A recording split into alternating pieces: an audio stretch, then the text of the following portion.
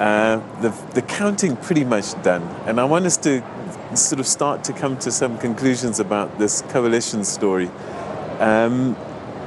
How then will these municipal managers and these key office bearers be chosen in a coalition type environment? Because first prize would be leave the politicians out of it and find another mechanism. How else can it be done? Well, previously, before 94, you had a public service commission that did all the appointments into the bureaucracy.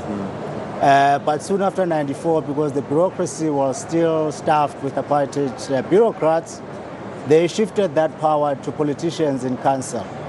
So politicians made those appointments because they could not trust these bureaucrats. But we've come to learn that politicians employ party loyalists with all this corruption that we have. Hence, we now have a new process underway to professionalize the public service, which involves taking appointment powers to independent structures. So it will happen. But overall, the critical thing with these coalitions, they will have agreements. They will look at values. They will agree to all these things. These things that Sarka is talking about have happened before. The challenge is in them adhering to that agreement. There must be punishment, there must be consequences, because around the corner there, when they are alone and they have an opportunity to do some wrongdoing, they'll do exactly that. All right. I mean, a coalition with less partners is ideal because then you're negotiating with less people. But let's assume that the DA and the ANC find a way. I mean, they're the traditional parties, perhaps even if their ideologies are slightly different, they are quite traditional in the way that they do things. So maybe their marriage might be easier to put together. Where does that leave Abo, Action SA and EFF? Do they then just become the noisy neighbors? What happens?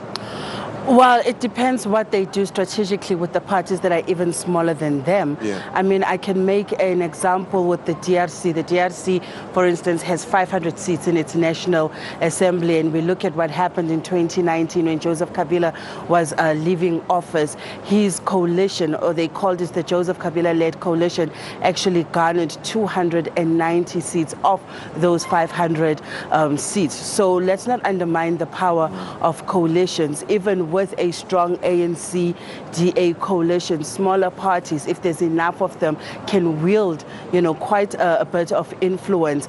But where it becomes tricky with coalitions is that they're not bound to staying. And what you want is political stability at a local level.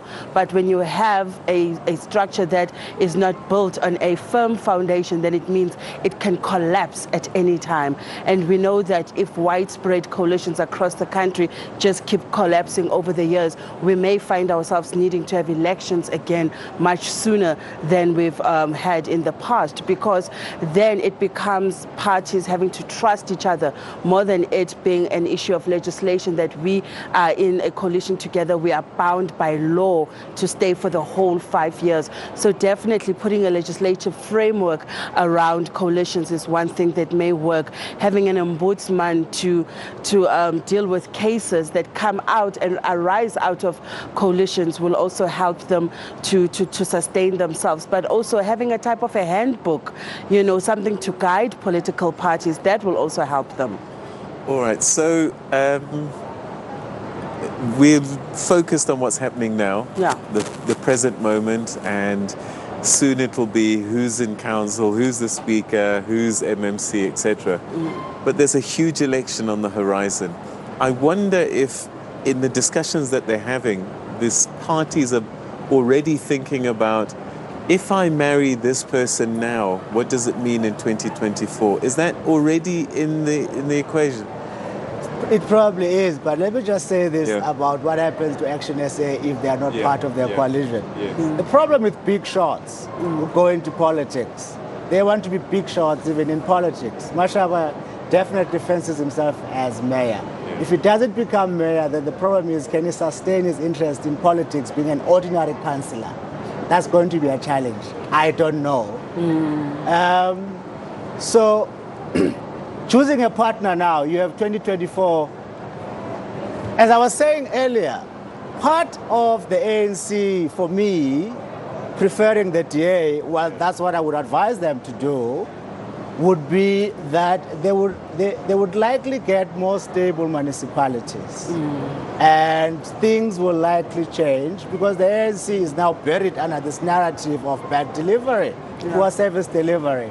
So you change the narrative, you show yourself to be responsible, and then you use that narrative, the record of the next year or so, to build up a new narrative for 2024 elections. For me, that would be the best way to go. But if they don't, if they make bad choices, you continue with instability, the rhetoric of renewal will not stick. That's partly the reason why Cyril's campaign in local communities did not work.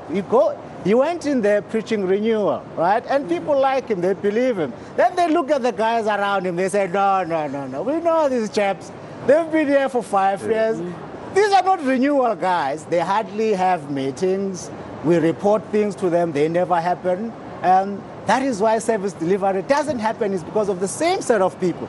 And for me, the good thing about this election is that ultimately, or eventually, people have gone with their own real life experience as the basis of a decision. They pretty much asked them, what have you done for me lately? And the response was that, nothing, pretty much. So the president, they like him, the sentiments to the ANC, all those things no longer matter. What matters is what politicians do for residents. And that's a good thing. Okay, so there are going to be some pretty heated beatings in the aftermath of this, not just at Luthuli House, but also within the DA. Will Mr. Steenhuisen face pressure from his own party in the same way Mmusi Maimane did after election results? Will His Excellency Cyril Ramaphosa face pressure from his party in the same way? What's going to happen? You know, what's interesting about what you say is that there's less punitive measures for failure, in both there's different types of punitive measures.